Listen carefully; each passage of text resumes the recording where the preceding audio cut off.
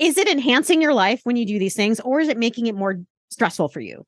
Like you have the choice. You don't have to host Thanksgiving if you don't want to, because you feel like, oh my God, no one else is going to do it. I have to do it. Well, guess what? If nobody else wants to do it, then fuck them. That wasn't important to them either. So, and then you're so fucking stressed, and all you think about for the entire month of November until you get there is like, I can't believe I'm doing this. It's like, you don't have to. You just created this stress for yourself. Yeah. It was unnecessary. Welcome to Cut the Crap with Beth and Matt, the world's #1 no bullshit health and fitness podcast. Are you ready to cut the crap with your diet and exercise, get strong as fuck, and build a healthy relationship with food? Then you've come to the right place. Let's go. If you'd like to support us in the podcast, join our Patreon where you get exclusive content, which consists of monthly workouts you can do at home or at the gym, monthly challenges that are either strength, habit, or mindset based, and access to over 100+ low-calorie, high-protein, family-friendly meals. These are all designed by a professional chef who is certified in nutrition. These recipes are already in MyFitnessPal for easy fucking tracking. New recipes are also added each week. We believe that fitness is for everyone, so this is our way of getting you started on your health and fitness journey at a price most everyone can afford. So what the fuck are you waiting for? We'll see you in the Patreon. What's up? What up, nerdle? Admittedly, I'm struggling like a motherfucker. What are you struggling with? I'm struggling with not having time to myself right now and consistent traveling, which some of that was self-induced, but then I have to go to a funeral this weekend. No one likes going to funerals. Like, who the fuck wants to go to a funeral, right? Yeah. But it is my husband's grandmother, so I'm not going to be like, sorry, I'm not showing up, you know?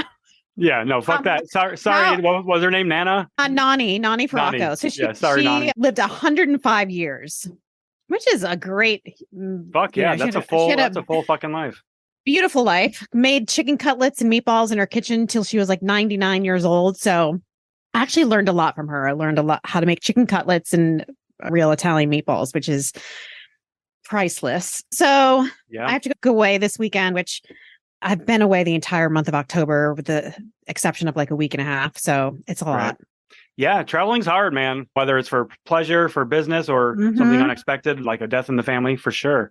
Those are those unexpected things that can really put a wrench in things. You're driving down the road in our bicycle, and all of a sudden a fucking wrench gets thrown into the spokes, and you flip over the handlebars. Like, what the fuck just happened? But that's why it's so important for us to have these skills to fall back on, because when we're making a lifestyle change, and we're just going straight into things, I guess, today.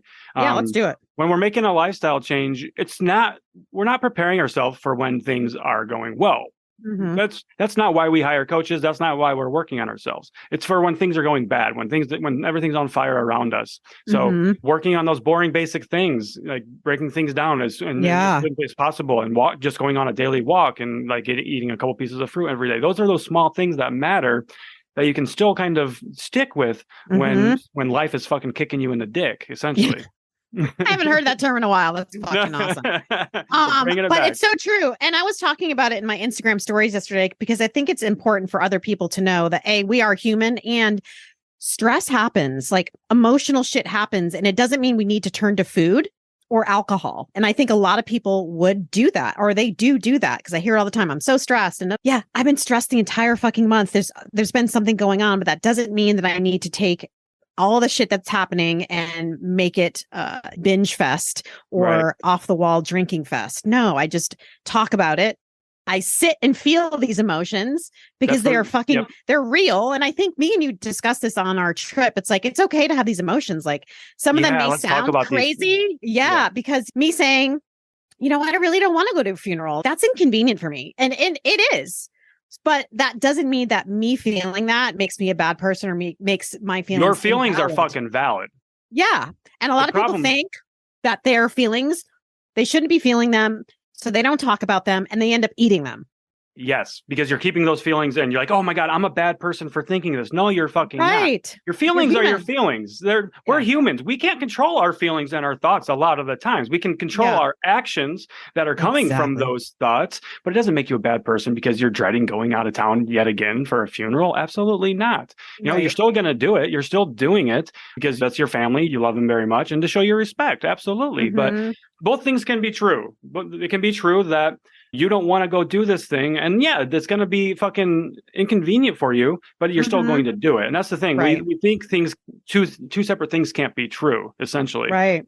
When they absolutely can be. And that was definitely a reoccurring theme this past weekend about our feelings. And like, am I a bad person for thinking this? Like you and me had a couple of private conversations. Like, are we bad people for thinking this? Are we assholes? No, like those are our thoughts. And that is the reality, especially because when some of the other things that were happening, we're just like, damn, like, this is really outside of our control and there's nothing we can do right now in this moment. And that sucks. That absolutely sucks. But what is us getting worked up and getting upset about it going to do either? No, it's not going to do anything. It's just going to make things worse. Yeah, absolutely. But you're right. So when we start to or stop expressing ourselves and we turn to food to help us feel better because we've been keeping everything and we turn to alcohol, that's the thing. It's like drugs. People are so afraid of their feelings. Yeah. Like, oh, did they just sit and fester in them? It's like, no, just they're valid. You don't need to eat your feelings. Drink them away. I mean, it's called life. It's called fucking life. And that's why we have to have these coping mechanisms, guys. These coping mechanisms are the things that we're talking about now are what matter. Okay. So like with me, I've been like stressed beyond all belief too. We all have been. I mean, it's a fucking stressful time to be alive with everything going on. Matt, so what do you do in stressful times? Like, how do you cope with your stress? I think it's important for us to talk about that. Breathing. As well. I breathe. I allow myself. I think you talked about that the other day, didn't you? Yeah, so I've been doing a lot of breath work, a lot of meditation, a lot of walking meditation. So yesterday I did this really good meditation, actually. It took me 5 minutes and it allowed me to release all my stresses and worries. Like I was literally going into this the meditation that I did yesterday. I didn't know what the fuck to do. I was just feeling all these feelings. I felt so much stress and anxiety up in my chest, like a big ball just sitting there. I didn't know what to do with it. So I put on, I found a meditation that resonated with what I was looking for on Spotify. I just typed in meditation for stress relief and found one and ran with it. Did it for 5 minutes, had a nice little cry, and I was a brand new person at the end of it. Nice. You know, we've always got these tools on you. When we're talking about meditation and breathing, you've always got those things on you. You don't always even have food nearby you and available to you either, but you always can take a moment to focus on your breathing. It's free, takes little to no effort. Takes you 15, 30 seconds, up to 5 minutes, however long you want it to fucking take, or however long it needs to take, really. But yeah, collecting our thoughts. And so what I'm doing is just kind of getting out the bad, negative thoughts, the stressful thoughts, the unpleasant thoughts that are causing me anxiety. So what I do is I reframe my thoughts. I've been reframing my thoughts a lot lately. Like I've been struggling with stuff, and I'm like, you know what? Look how far I've come. Yeah, I help hundreds of thousands of people almost on a daily basis with my platforms that I have, our podcast and everything. I've helped more than 1,000 clients transform their lives. So just looking at the positives and not focusing on the negatives, really. Yeah. I always tell myself, everything's going to be okay. This is temporary. This is a setback. Yes. But it's going to make me a better, stronger person. From it. You can see setbacks as this big fucking problem that you're never going to move forward from. Like, oh my God, this thing happened to me and I'm fucked. There's nothing I can do about it. Or you can see it as this is an opportunity to grow. This is an opportunity to learn something and to get better. And that's how I've been choosing to take it. Yeah. I love it. Yeah. What about yourself? I know you've been feeling it lately. So walking. Like right now, being able to do this on my walking pad. On the walking pad. It's perfect because it's been one of those days where everything is back to back. And you're not even walking like fast. You're just casually walking. I'm just casually walking. You guys can't even hear that I am actually walking. Walking nerdle. I do some, I guess you could call it like meditating. I'll just go in my room and just sit there and just quiet. And I also talk it out a lot, whether it be in my stories or in my room or to my husband. I am very vocal because one thing I learned with AA is that you're only as sick as your secrets, and getting those things out and voicing them out. It just is such relief. I think that's a lot of people hold in their thing. I'm not afraid to say what I'm feeling. It's like I said in my stories the other day, I don't want to go to a funeral. I don't want to do this. And this is fucking hard, but getting that out made me feel better. rather than holding it in and internalizing it. So really just talking it out, calling someone is one of my go-tos, texting, whatever. Yeah. And a lot of walking. Walking. I mean, we tout walking all the time. Getting outside. And what do you, when you're on your walks, Beth, have you been taking more intentional walks, meaning like not being on your phone and things like that? Because that's been a game changer for myself. Yeah, I've actually been listening to podcasts. Fuck yeah. What kind of podcasts? I've been listening, actually, take that back, audiobooks. I've listened to almost the whole audiobook of Can't Screw This Up by Adam Bornstein. So I have his book, but I've been listening to it because I'm one of those, it's almost like a visualist thing. I can read it, but I need to hear it as well. So I can take it more in. So I'm almost done with that. So it's kind of like one of those things. And I'm actually going to start listening to that podcast, National Parks After Dark. That was fucking awesome. I was sucked in on that. Yeah, guys. So my favorite podcast and one I tell everybody about is National Park After Dark. And so we had our meet and greet back down in Hocking Hills this past weekend. And on the road home, I blessed Beth and Mandy with National Park After Dark podcast. We listened to Night of the Grizzlies, which is like the podcast episode that made them blow up and become really big. It's a 2-parter. But if you like hearing stories about bear attacks and people doing stupid things that are easily preventable from dying, go listen to National Park After Dark. Yeah, I learned a lot about bears from that. I'm like, okay, cool. I'm going to know what to do now. Like most people.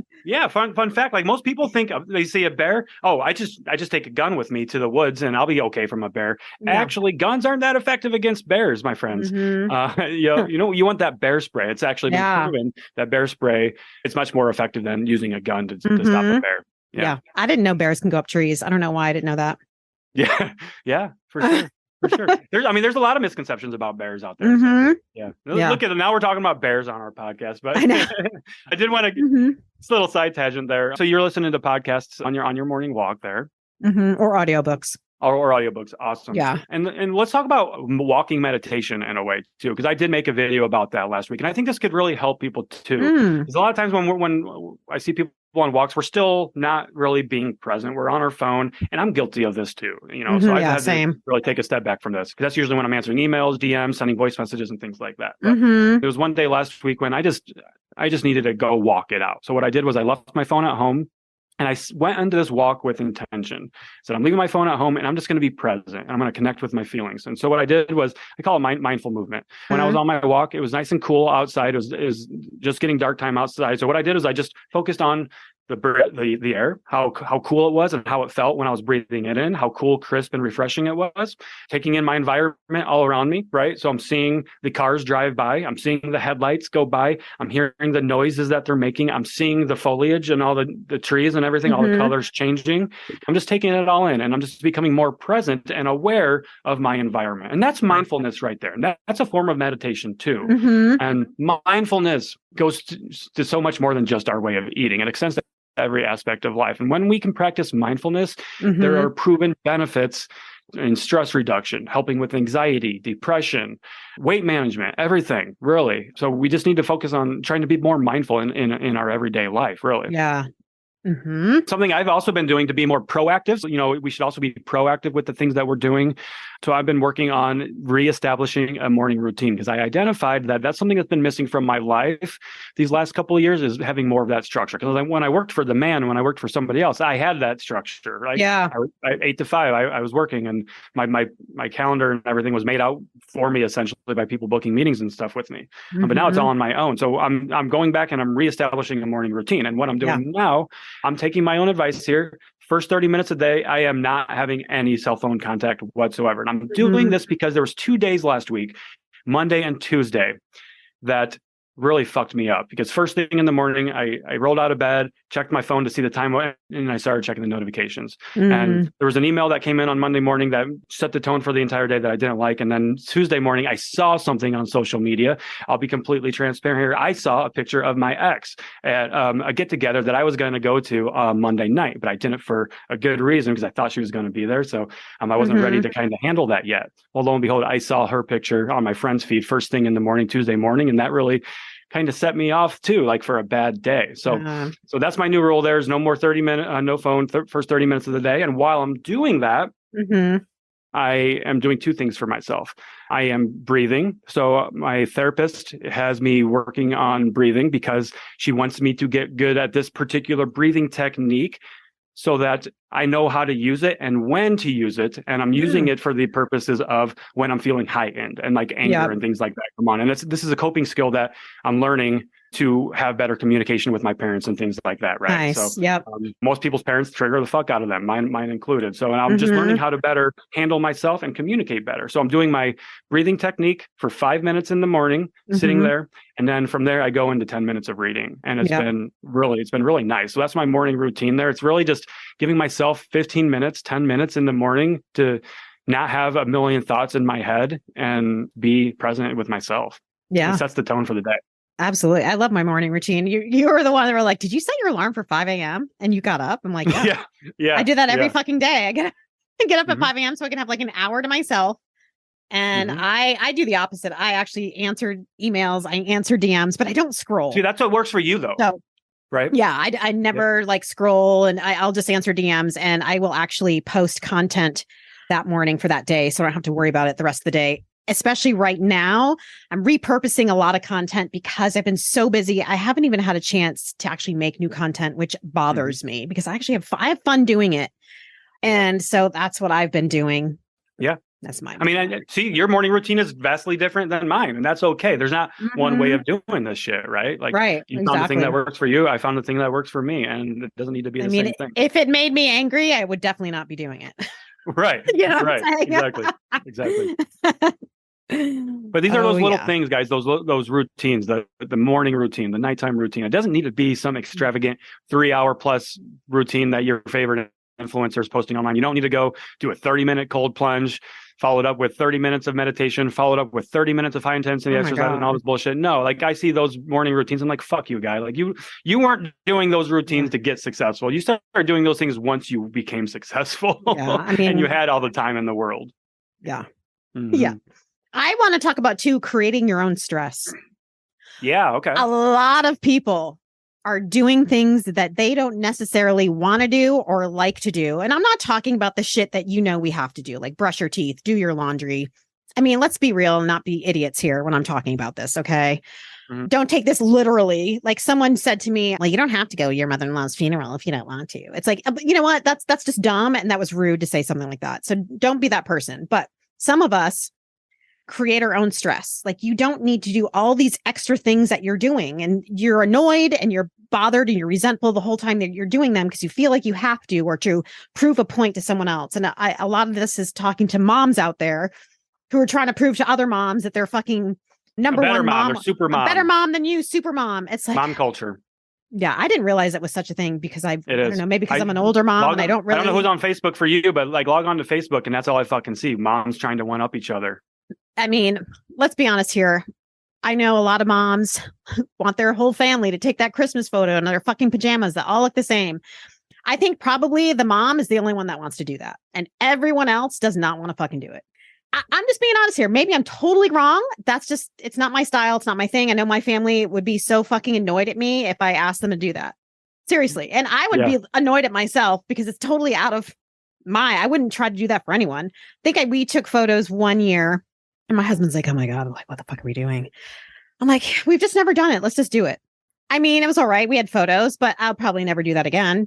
It's just too much. And I think having to dress all your kids up, your fucking dogs and everything in the same pajamas, I think I'm repeating myself, but ask yourself, is that fun for you? I think like, really, do you want to do this? Or are you just doing this because you feel like you have to?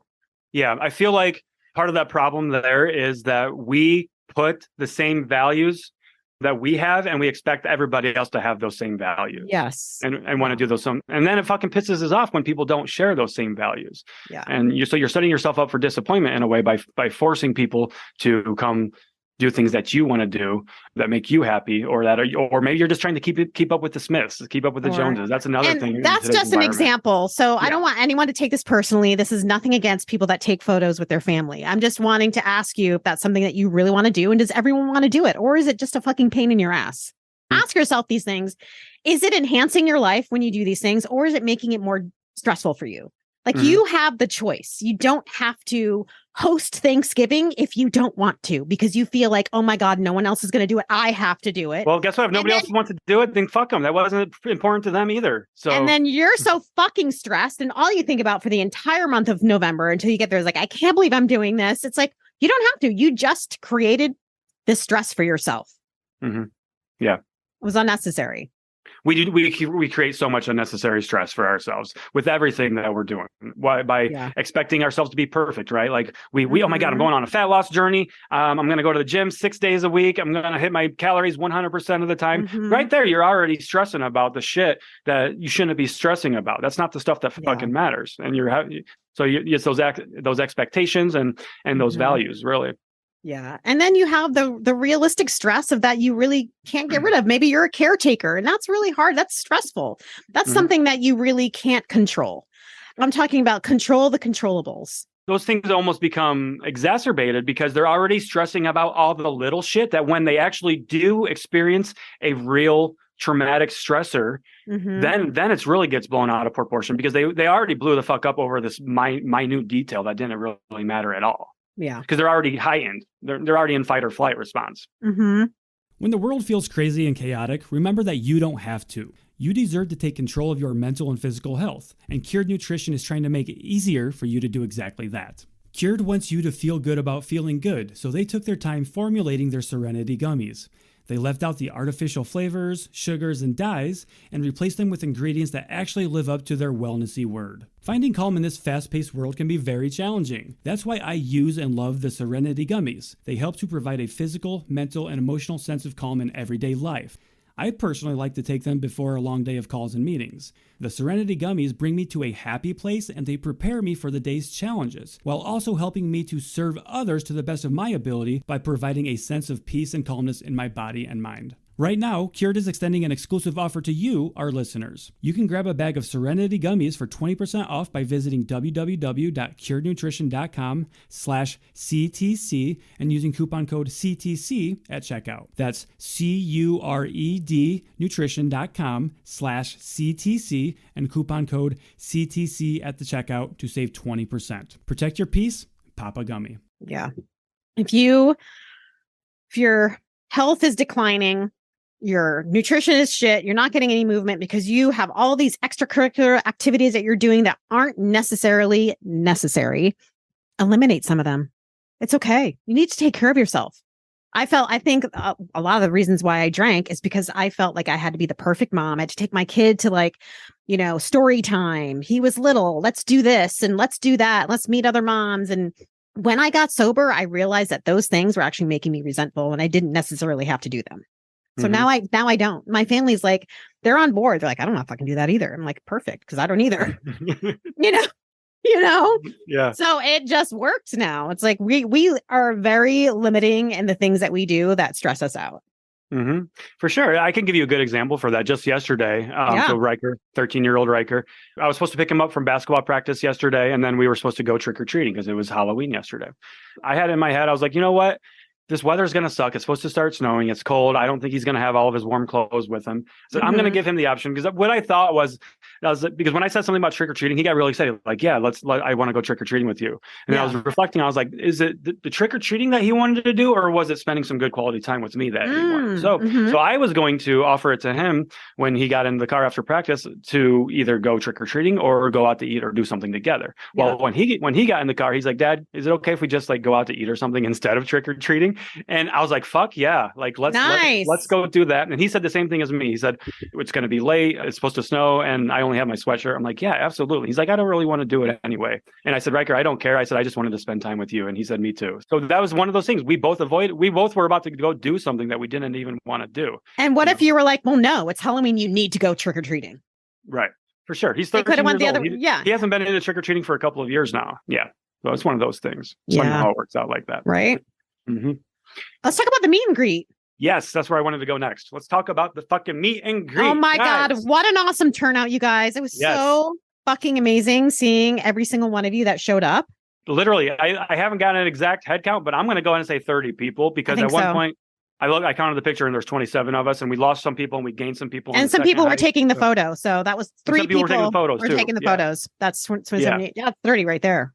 That's true. 30 people showed up, guys, to go hiking with us in Hocking Hills, Ohio. So the energy was great, right? Everybody just showed up. Everybody showed up early, ready to go. Everybody was so friendly. Off the top of my head, I'm not even going to start naming names because there was so like everybody that was there. I remember every single face and everybody that was there, though. Me too. But it was such an incredible experience. And what I liked about it too with Hocking Hills, like it wasn't a difficult hike or anything too. I know a lot of people are worried about that. Yeah. But we that's our goal with doing these things, is to make sure that everybody can do them. Totally doable. And we not only went on one hike, we went on a couple. Yeah, we went on a couple hikes that day, for sure. The caves were cool. Yeah, the caves were really cool. So we started at Conkle's Hollow. We walked through the gorge to the end of it, where there's a really sweet waterfall. This time of year, there's really not much of a waterfall. And then we went and did Old Man's Cave, which is one of the most popular attractions at Hocking Hills, which that was great. That was a lot of fun. We had a big crew for that one. That was a little bit more challenging because especially a lot of stairs, and it was a little bit slippery because of the rain and everything. But thankfully, everybody was great. Yeah. And then from there, we did the Rock House. Rock House was really fucking cool too. One of my favorite moments. And I had a core memory, which I think you agreed with me on the core memory there, when we were walking towards the end of the Rock House trail, like how we were just walking and all of a sudden everybody just stopped on the trail and we're just looking up and taking it all in, looking at the colors, because there's a million birds chirping. There's so many birds. There's like flocks of birds. Yeah. Yeah. Like, and we were just mesmerized. Like I was recording a video and I look around and everybody had stopped and everybody was looking up. And it was such a cool moment. Yeah. Core memory for sure. But getting back to the meet and greet itself, there was a reoccurring theme from everybody on the meet and greet, wasn't there? The reoccurring theme was like, 1 year ago, I couldn't have done this. How far everybody had came in a year, right? So for some people, they said 1 year ago, I would have never done this. This is way outside of my comfort zone. I never would have met up with a bunch of strangers, but I've been challenging myself and doing harder things, pushing outside my comfort zone. And now here I am. Or you were like, 1 year ago, I was 40 pounds heavier and I never would have been able to do this. 1 year ago, I could barely walk around the block without running out of breath. And now I'm fucking hiking with you guys. 1 year ago, I didn't even deadlift. And now I'm deadlifting 285 pounds for reps. Like, I know. Oh my God. Kelly, what up, Kelly? Yeah. Oh my goodness. Yeah. She's come a long way. She's come a long way. It's so cool amazing to see our followers and Patreon members, how far they've come. Yeah, for sure. And that's really it. 1 year seems like a long time, but it's really not, guys. It's really not. And that's why it's so disheartening when when I see somebody go balls to the wall really hard for a couple of weeks and then burn themselves out because they were trying to approach it like it was a sprint and not a marathon. Yeah. I mean, I think back to when I first started my fitness journey, I guess you can call it. First, I quit alcohol. I got rid of things that weren't serving me. It wasn't like I just lost 50 pounds overnight. I didn't even know where to start, but I started with one thing that was holding me back, and that was alcohol. And then I just started moving my body. I wasn't even thinking about nutrition. I was just focusing on the one next thing that I can do. Okay, let's move my body. It was running, and that's what worked for me then. And then I found group coaching classes, and I found strength training. And this is over the course of a few years. And I don't even think I was counting the time as I was doing it. I was just focusing on getting healthier from the amount of alcohol I've just immersed myself in for years. Like you said, Matt, 1 year is really nothing in the scheme of things. It is absolutely nothing because your journey morphs and changes. It never really ends. Yeah. Like if you guys hear me say 1 year isn't a long time, let me ask you this. Where were you 1 year ago from today? What were you struggling with 1 year ago today? Is it the same fucking thing you're struggling with right now? It's because you weren't willing to do something different. It's because you weren't willing to change your expectations, to reevaluate the fact that the things that you're doing just aren't working and they're no longer serving you. I'm going to be making a new video here soon. The premise is like, before you try to lose fat, here are 3 things I want you to try to do or work on first, right? The first one, like I want people to do, is reflect on previous fat loss attempts and find out why you weren't successful. And I'm sorry, and I want you all to write that down too. Why you weren't successful, and the answer should not be I wasn't disciplined enough or I wasn't motivated enough, because that's bullshit. It's not. It doesn't come down to motivation or discipline. Yeah. And then one of the other ones is emotional and stress eating. So this is a really big one, and so often people are struggling with stress eating and emotional eating. And we just talked about. Yeah. And exactly. And they're trying to lose weight. And you can do both for sure. But it's like you're trying to put the cart before the horse in that one, right? So you need to work on managing your stress and emotional eating and then go into a fat loss phase, because the stress and the emotional eating is what's going to be keeping you from losing weight and keeping it off long term. So if we're not changing those behaviors and those habits, it's for fuck all, because it's not going to be permanent, realistic change. We need to look at that. And then stop trying to change your body by hating your body. And I think this goes back to last week with Megan King, which was a phenomenal fucking interview. Yeah. Feedback's been great on that one. But essentially changing yourself from the inside out, loving yourself from the inside out. You're not going to change your body by hating your body. Right. Change doesn't come from a place of love. Okay. You can love your body, but still want to change your body. Loving your body doesn't mean that you are okay with being overweight or immobile or whatever you think your problem is. Okay. Just means you're loving yourself as you are now. And you're going to do things that continue to allow you to feel good and promote that self-love. Changing your body because you hate your body isn't going to do anything positive in the long run, but when you do that, you're probably going to be slashing calories, going to be killing yourself with exercise, not nourishing your body. You're going to be neglecting your body. Yeah. So boom. I don't know how I just got into that point, but where were we even before I got into that before you even start a fat loss phase? I know I just kind of said my video what I was going to say out loud, but what were we talking about? We were talking about where were you a year ago? Right. Yeah. Okay. Because 1 year isn't really a long time. I mean, if you're taking one thing at a time, it might seem like it's a lot longer, but at the end of the day, it's actually going to save you time. And we're doing that because we're getting right down to the root cause, and we're not treating the symptoms, but you're actually treating the root cause. And that's what we're doing when we're trying to lose fat by cutting out food groups, eliminating carbs, killing ourselves with exercise. You're just treating the symptoms. You're not actually getting to the root cause, which is your behaviors and habits. Which this is the time of year, which is going to start to be a lot of stressful for people. So yes, start to think of things that you don't need to do this holiday season that you've been doing consistently. And every single fucking year, it stresses you out. So when you go to your next party, you just eat the whole entire cookie tray, or you drink yourself to oblivion because holidays don't have to be stressful. I'm telling you, you don't have to make your holidays absolute chaos. Holidays, I get it, are a stressful time, but they really shouldn't be that stressful. They're stressful enough. Let's not make things worse. That's the thing. Let me say that. Yeah. Let's not, like, why are you so concerned about what Aunt Karen is going to say about you? Fuck Aunt Karen. Yeah, like, why does she care? Like, why does she get an opinion on the dress you're wearing or the food that you're eating? Fuck off, Aunt Karen. Don't worry about her. If you would not take advice from Aunt Karen, who the fuck cares about her opinion? Just seriously, it's ridiculous. But this is the time now. Go ahead. This is just the time now to start working on those types of things and eliminating those toxic people, or just telling those toxic people that you're done with their shit. You know what, Aunt Karen, I'm fucking done with you talking like that to me. This is going to be the last Christmas that you do this. Okay. Use your voice. You have a voice.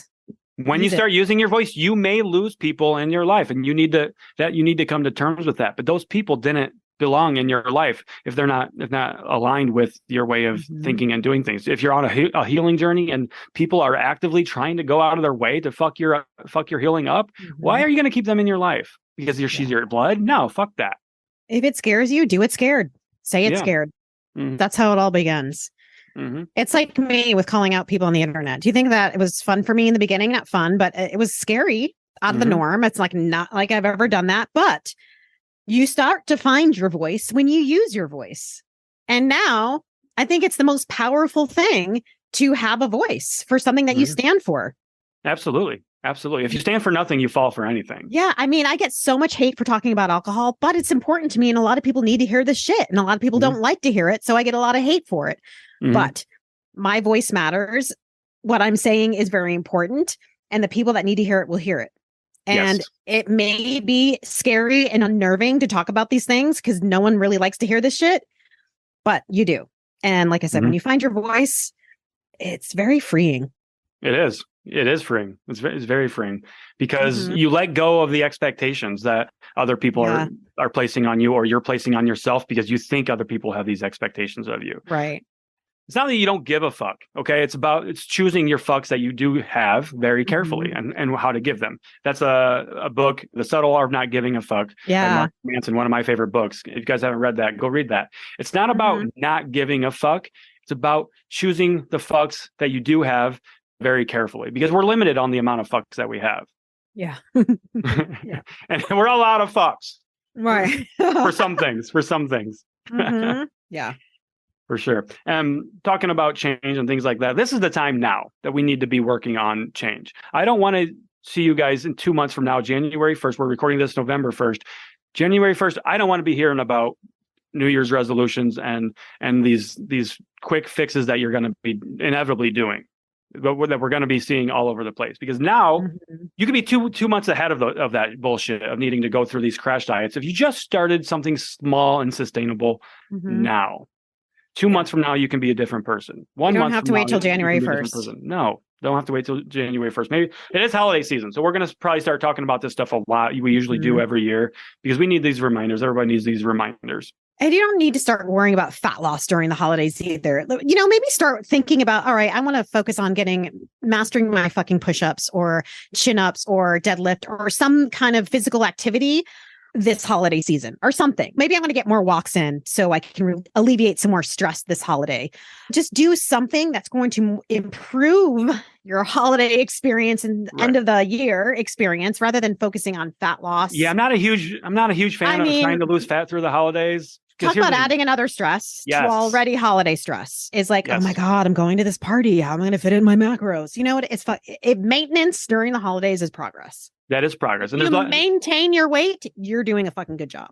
Absolutely. And even if you do gain weight, that's okay too. That can be to be expected. We don't want you to gain a bunch of weight if you don't want to gain a bunch of weight, for sure. But there's other ways to make progress too. Maybe in previous years, you wouldn't have a piece of pumpkin pie at Thanksgiving dessert or dinner. And now this year you will, and you're going to do it guilt-free. That is huge progress. That's not something that gets reflected necessarily in the scale, but now you're having a healthier relationship with food and with your mind. Okay. So there's lots of different forms of making progress. So this is a great time to work on our relationships with food and the stress management stuff. Yeah. I love that. Those are things we're working on year round to essentially prepare us for these events. Yeah. And we're always talking about being proactive. Proactive. Don't wait until your house is on fire to have a plan of putting the fire out, essentially. Right. Yep. Know what you're going to do ahead of time when your house is on fire. Know who you're going to call. Know what your escape routes are. Same thing with all this other stuff with life. You know, Thanksgiving's coming up. You know how it goes every fucking year. So prepare yourself. It's nothing new here to you, right? Nothing new here. Yeah. And also these holidays are one day. Thanksgiving is a day. Yeah. Christmas is a day.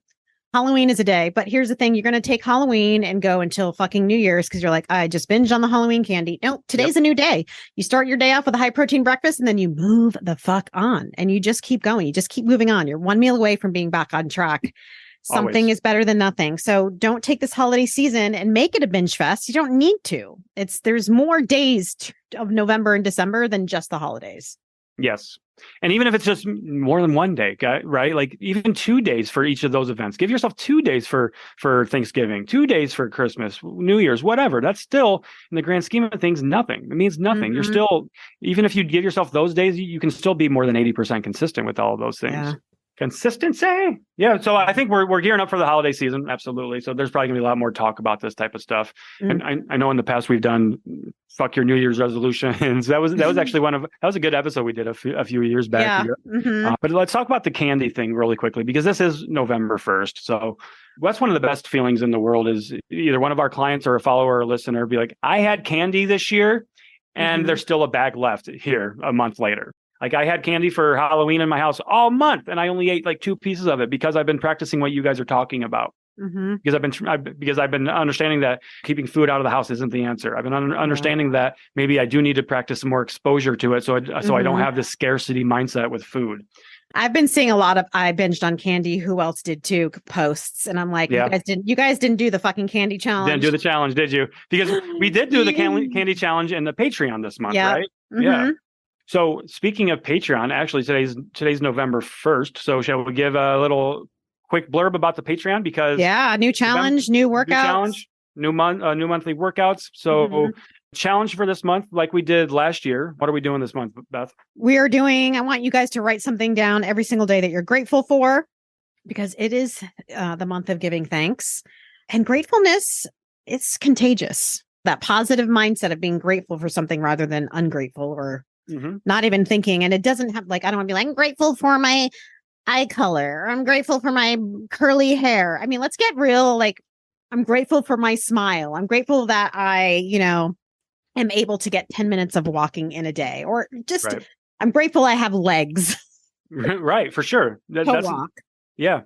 I think somebody left a comment. Was it on our podcast, or maybe it was one of my posts the other day? But somebody said, I'm never going to take this for granted again, being able to move, because they had a recent scare. I think I'll have to dig that comment up. But they're like, you're right. I'm never going to take this for granted again, because we do. We take walking, literal walking, for granted. Yeah. So that's the challenge. If you want details on how to do it and the format and everything, join up on the Patreon for that.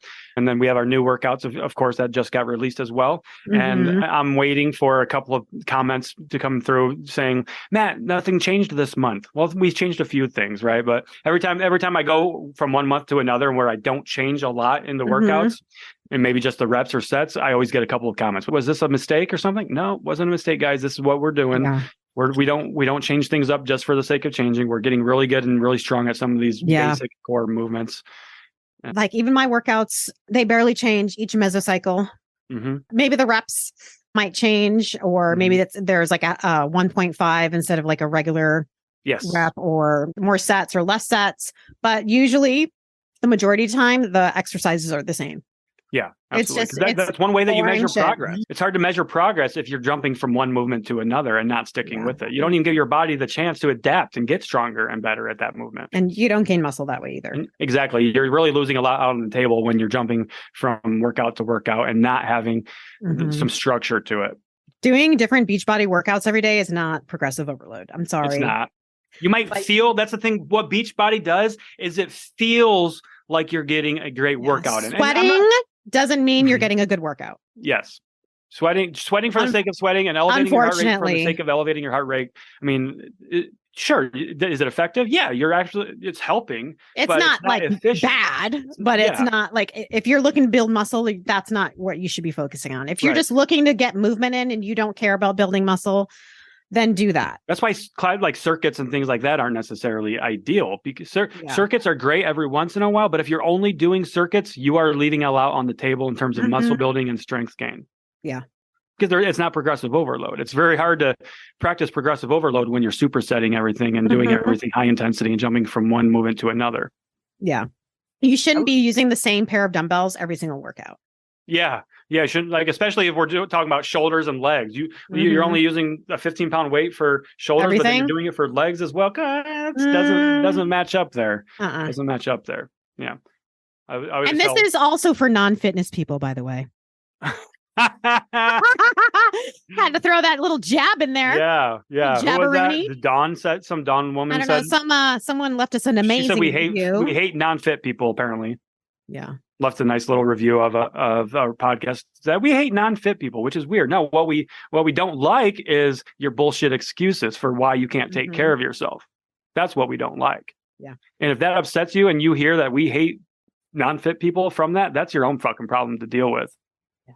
I'm pretty sure, Matt, that me and you work with mostly people that are not in the fitness industry. Hell no. I don't even like the fitness industry. I don't like the fitness industry that I'm part of. I'm trying to change it. I don't coach other trainers. Yeah. No, my clients are women for the most part, 50, 60, 70 years old, have been dieting for 30 years, have been trying to lose weight for 30 years, and are stopping and starting every other fucking weekend. That is the type of client that I work with and I enjoy working with. They don't get, they're not here because I'm shredded and they want to live this crazy fitness lifestyle. I don't even want to live that for myself. No. Strength training and moving your body's for everyone. It is. It is. For literally fucking everyone.